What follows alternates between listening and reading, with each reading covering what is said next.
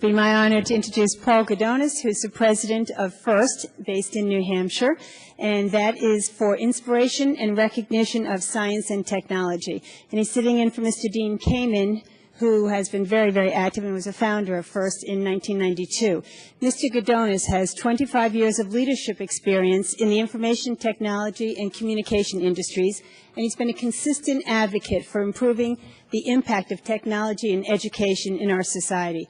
FIRST had very humble beginnings in a high school gym in Manchester, and it now reaches over 100,000 students and holds competitions in the Georgia Dome. Has over 60,000 volunteers. FIRST designs accessible, innovative programs that build not only science and technology skills and interests, but also self-confidence, leadership, and life skills. It also reaches out to students in elementary school through high school, and I'm proud to say that this is now an activity for people, for students who for many years did not have their outlet. They saw the sports teams and they saw other teams, but they did not have their outlet, and it drew a lot of people in who didn't even know they had the talent. So they're creating tomorrow's leaders, and I thank them. Good morning. Thank you, Chairwoman McCarthy, Congressman Davis, and members of the subcommittee. I'm Paul Gudonis, president of FIRST, for Inspiration and Recognition of Science and Technology. We're a nonprofit whose 60,000 volunteers share a vision with FIRST founder, inventor Dean Kamen. We want to inspire young people to dream of becoming science and technology heroes. Many of America's future challenges, from finding new sources of energy to responding to threats to our national security, are going to require new technologies. So FIRST works to encourage students to become tomorrow's innovators. The big challenge for FIRST is that we face a major cultural problem. The media lionize sports stars and Hollywood idols, and too many young people believe that their best opportunities in life is bouncing a ball or singing their way to fame. A culture gets what it celebrates, and unfortunately we're not celebrating the hard work and innovation that created this nation's standard of living and leading competitive economy. So FIRST addresses this by engaging over 130,000 students a year in robotics competitions, a sport of the mind which emphasizes creativity, teamwork, and gracious professionalism.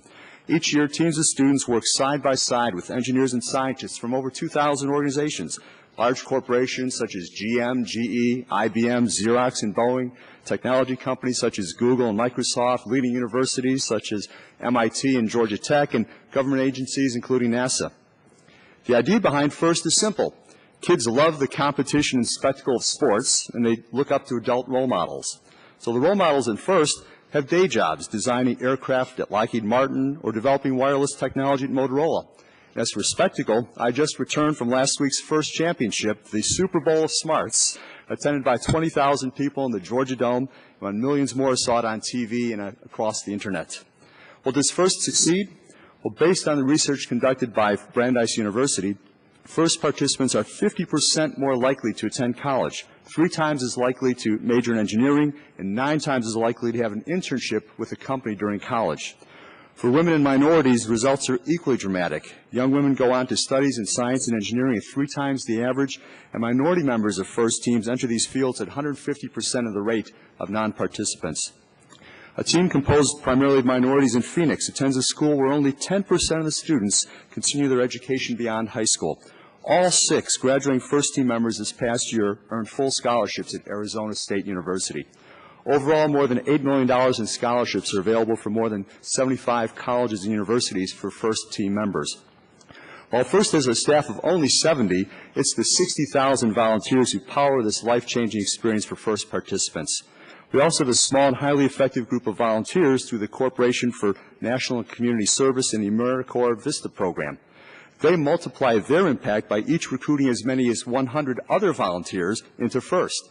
And we also collaborate with other volunteer organizations such as the Boys and Girls Clubs, Girl Scouts, and 100 Black Men to bring FIRST programs to their members. Engineering professionals are encouraged by their companies who also sponsor the teams to serve as mentors. For some, it's a way to strengthen our nation's competitiveness. For others, it's a way to build a pipeline of tomorrow's workforce. And others want to give back and provide opportunities to underserved communities. These volunteers are truly the rock stars of FIRST. These mentors pass on their passion for service and technology and, as importantly, values that include community service and volunteerism. FIRST students are twice as likely to volunteer, and they believe that they should be leaders in their communities.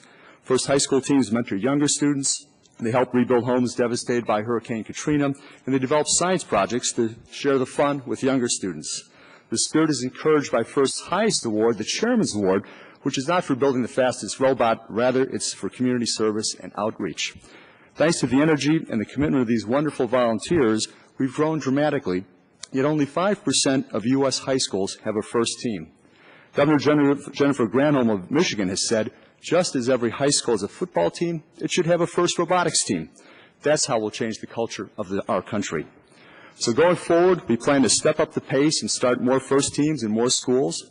We'll continue to overcome the two largest obstacles in expanding the program, which is finding sponsors for additional teams and recruiting teachers to take on the extra load of coaching a FIRST team.